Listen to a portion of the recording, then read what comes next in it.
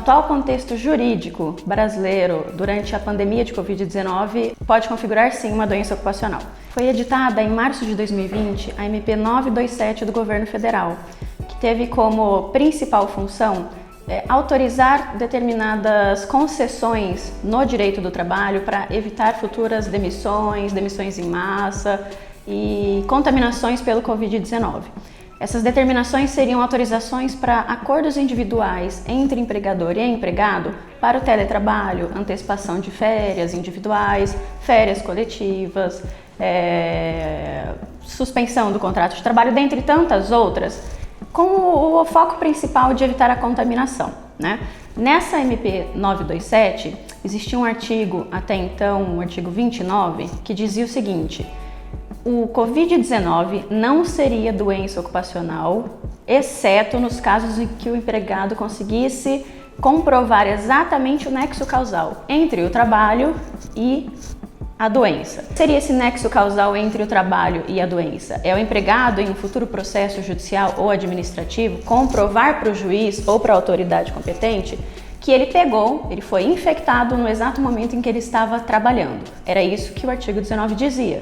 Ficava então o ônus sobre o empregado de comprovar que ele ficou doente, que ele adquiriu essa doença no trabalho, e então ela seria caracterizada como doença ocupacional com todos os seus reflexos, a estabilidade no emprego, a emissão da CAT, dentre tantas outras, né? Passados aí 2-3 meses da edição da MP 927, o Supremo, em julgamento de 7 diferentes ações diretas de inconstitucionalidade que foram intentadas por vários partidos políticos e algumas associações, em um julgamento só com plenário, ou seja, todos os ministros do STF em plenário, decidiram liminarmente pelo quê? Suspender a eficácia desse artigo.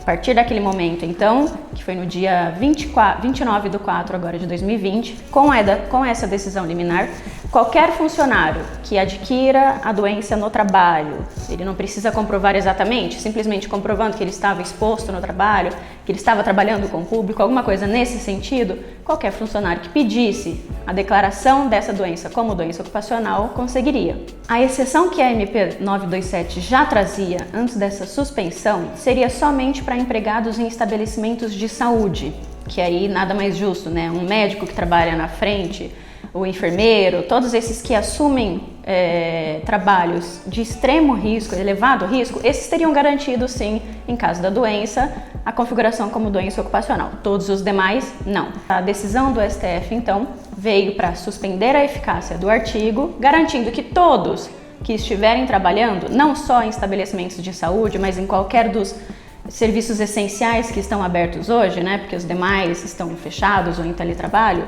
supermercados, farmácias, todas essas pessoas, se ficarem doentes, podem e têm a oportunidade e a chance de conseguir ter declarada como doença ocupacional ou Covid-19, tá? Então, nós chegamos a um ponto em que o empresário se pergunta, mas e agora? Todos os meus funcionários que ficarem doentes vão ser afastados como doença ocupacional? Eu vou ter todas aquelas pendências, emissão de CAT, eu vou ter que mantê-los aqui por um determinado período, a culpa vai ser minha do empregado ter adquirido essa doença? Infelizmente, nós estamos em um período aí, em um limbo, digamos assim, que tudo é possível, tá? Ele deve fazer uso da MP 927. Quem pode trabalhar em casa, vai para casa. Quem tem férias, adianta as férias. Posso dar férias coletivas? Dou férias coletivas para todo mundo? Faço banco de horas? Evitar ao máximo a exposição desses funcionários. Mas estamos aí há quase 3 meses já de uma redução drástica, né, de atividade, todo mundo precisa trabalhar, a situação econômica só piora e a de saúde continua ruim. Então, o que nós podemos fazer? Os serviços essenciais, até hoje, que estão abertos, e aqueles que a partir de 1º de junho terão a flexibilização, segundo notícias do governo estadual, devem tomar cuidados como higienização extrema do local de trabalho, higienização de EPI e fornecimento desse EPI, orientação, fiscalização. Isso tudo tem que ser feito diariamente, várias vezes ao dia. Ele tem que dar a proteção para o empregado, orientar o empregado a utilizar e fiscalizar. O empregado não está fiscalizando, é uma falta grave. No contexto em que a empresa está passando hoje, essa é a primordial necessidade do empregador, garantir que o empregado esteja utilizando equipamento de proteção, que eles estejam higienizados. Mas não é suficiente. Muitas vezes pode ser que todo mundo esteja de máscaras e o problema continue e alguém seja infectado. O que o empregador pode fazer também? Escalas de trabalho, não colocar todo mundo ao mesmo tempo. O atendimento remoto de clientes, atendimento por telefone, principalmente empresas de alimentação que já estão fazendo isso. Fica o empregador, fica 1 ou 2 empregados, existe aquela rotina de rodízio de empregados, né? É evitar o contato num primeiro momento e num segundo momento exigir que esses empregados tenham o equipamento de proteção individual a tiracolo, utilizando sempre. Temos também uma outra notícia que pode prejudicar o empregador, e a gente está focando no empregador porque com essa decisão do STF, a pessoa que pode ser muito prejudicada com a situação, é claro que o funcionário também será por ficar doente, mas é o empregador. Existiu uma MP que foi editada há algum tempo atrás, de número 905, editada pelo governo federal, que dizia que o acidente de trabalho, acidente de percurso, que ocorresse do momento que o funcionário sai de casa até ele chegar na empresa, não seria mais considerado acidente de trabalho. Até então era, a CLT previa dessa forma. Se você sofresse um acidente direcionando-se ao trabalho, era considerado um acidente de trabalho. Essa MP veio, afastou essa previsão e acidente de trabalho seria só o que acontecesse dentro da empresa, dentro da indústria, ou o que quer que seja. A MP foi revogada. O governo acaba de revogar essa MP, então volta essa questão de o que acontecer comigo a caminho do trabalho é responsabilidade do empregador. E aí nós temos então a junção de duas coisas muito preocupantes.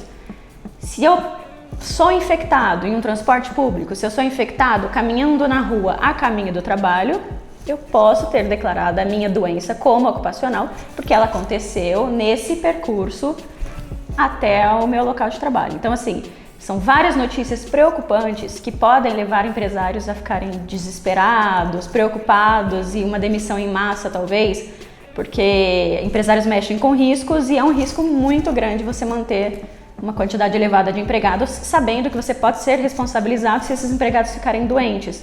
Chega a ser uma coisa um pouco surreal. Como que eu, empregador, vou ser responsável se 2, 3, 5, 20 funcionários meus ficarem doentes em uma época de pandemia? O vírus está em todo lugar.